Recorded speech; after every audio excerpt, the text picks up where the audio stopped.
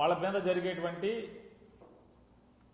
కూటమి ప్రభుత్వ ప్రేరేపిత హింసకి సాక్షులుగా నిలబడటం పోలీసులందరూ కూడా వైఎస్ఆర్ కాంగ్రెస్ పార్టీ జగన్ మనుషుల పట్ల జగన్ జెండా మోసేటువంటి మనుషుల మీద దాడులు కానీ హింస కానీ లేదా వాళ్ళ ఆస్తుల ధ్వంసం కానీ లేదా హత్యలు కానీ జరుగుతుంటే ఆంధ్రప్రదేశ్ రాష్ట్రంలో పోలీసులు సాక్షులుగా మిగలటం.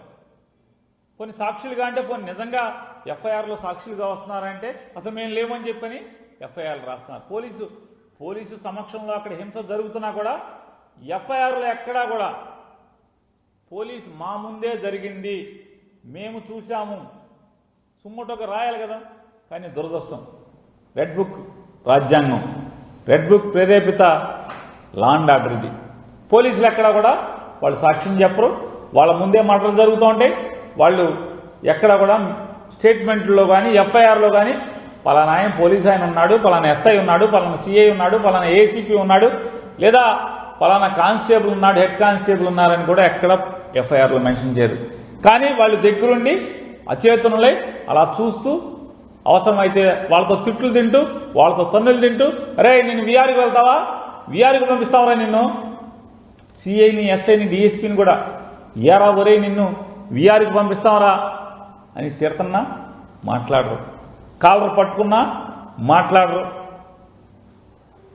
చంపుతున్న వైఎస్ఆర్ కాంగ్రెస్ పార్టీ వాళ్ళని మర్డర్లు చేస్తున్న పోలీసుల నుండి కూడా కనీసం సాక్ష్యానికి కూడా వచ్చే పరిస్థితి ఆపట్లేదు. చంపుతుంటే నరుకుతుంటే ఆపట్ల, పొడుస్తుంటే ఆపట్ల, కానీ సాక్ష్యంగా కూడా రావాలి కదా, వాళ్ళ డ్యూటీ అదే కదా. సుమోటోగా నా ముందే జరిగింది నేనే సాక్ష్యం అని చెప్పి రావాలి కదా, అది కదా కాకి యూనిఫామ్ చేయాల్సింది. కానీ రెడ్ బుక్ రాజ్యాంగం వారెవరు అలవాటుగా మారిపోయిన పరిస్థితులు ఇవాళ పోలీసులు యొక్క విధి నిర్వహణ చూస్తుంటే. నంద్యాలలో నిన్న జరిగింది, నిన్న తెల్లారుజామున మరి ఇది ఎంత అంటే హేయం.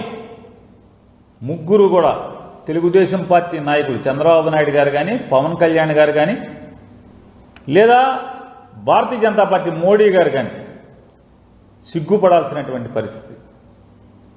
మీ నాయకత్వంలో నడుస్తున్న ప్రభుత్వంలో మీచే నడపబడుతున్నటువంటి ప్రభుత్వంలో పోలీసు వ్యవస్థ ఏ రకంగా మీరు దిగజార్చారనేది ఇవాళ నంద్యాల జిల్లాలో జరిగినటువంటి హత్యా సంఘటన.